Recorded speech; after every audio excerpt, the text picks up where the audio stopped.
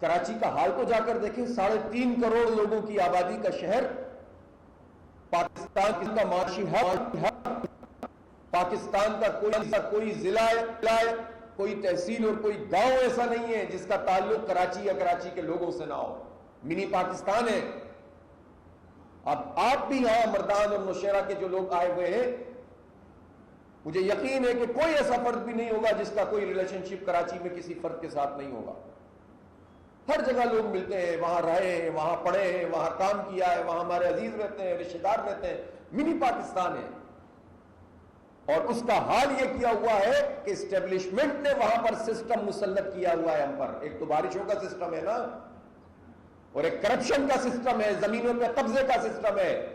Peoples party establishment کی A+ team کے طور پر کام کر رہی ہے، MQM اور پیپلز پارٹی 40 سال سے اس شہر کو لوٹ رہے ہیں دونوں مل کر۔ یہ اربن فلڈنگ کیسے ہوتی ہے؟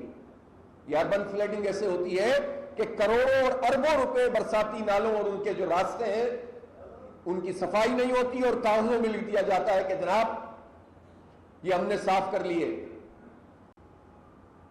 اور کون کرتا ہے؟ یہی سارے لوگ کرتے ہیں۔ یہ قبضہ مہر، یہ قبضہ سسٹم جو اس وقت وہاں سیٹیں بانٹی گئیں، 22 قومی اسمبلی کی سیٹیں ہیں کراچی سے، 47 صوبائی کی، تو 22 قومی اسمبلی کی سیٹوں میں سے 15 MQM کو دے دی، جس نے 5000 پولنگ اسٹیشن میں سے ایک اسٹیشن، اور اگر میں کہوں کہ تقریباً 20,000 پولنگ بوتھ میں سے ایک بوتھ بھی نہیں جیتا، اس کو 15 قومی اسمبلی کی سیٹیں اسٹیبلشمنٹ نے دے دی، جو باقی 7 رہ گئی تھیں وہ پیپلز پارٹی کو دے دی،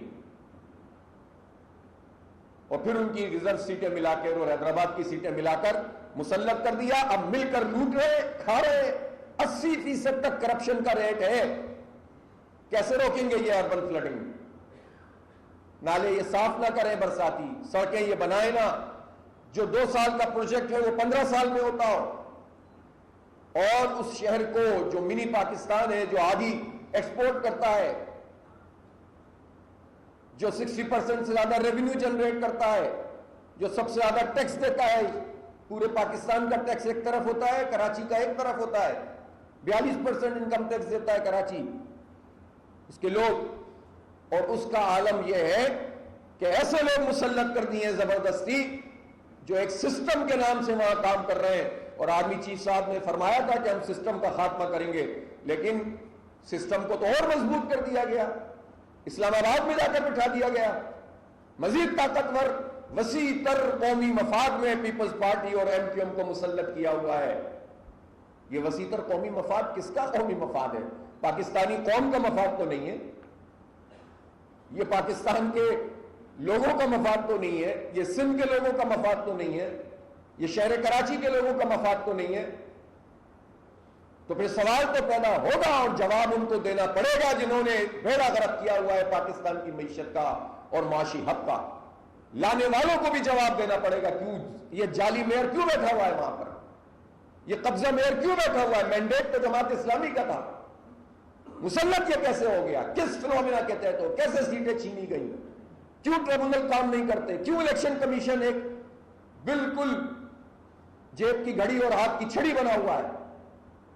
تو اس لیے باتیں اچھی کرنے سے مسئلے حل نہیں ہوتے، جو کچھ آپ کر رہے ہیں وہ آپ کا تعاقب کرے گا۔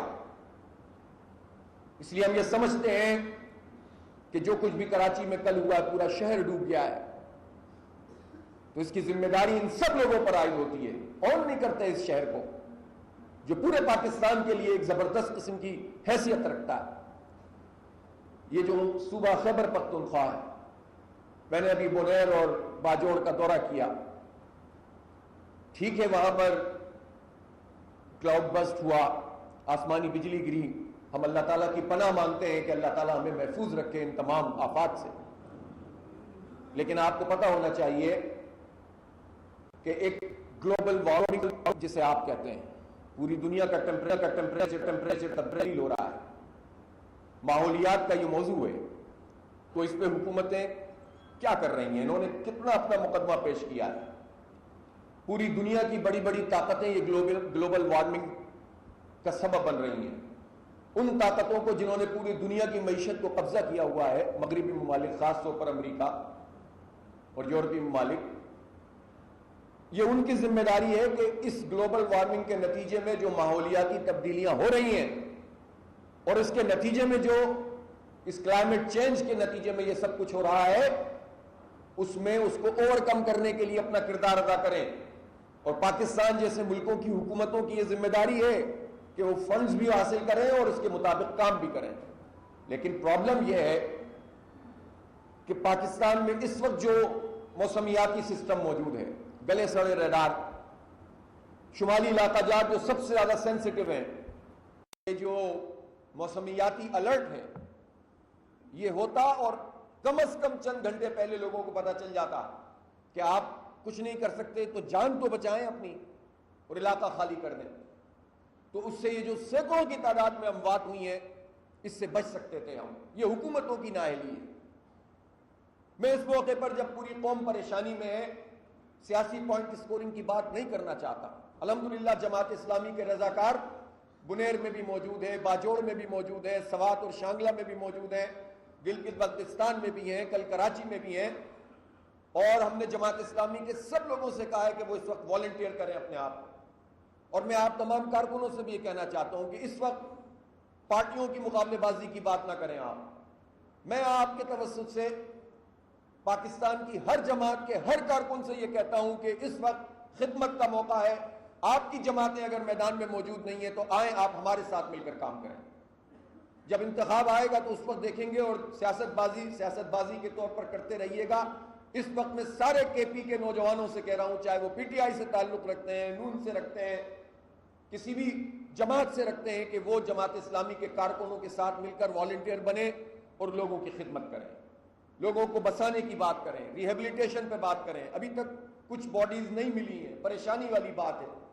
حکومتی مشینری اتنی فعال نہیں ہے جتنا اس کو ہونا چاہیے.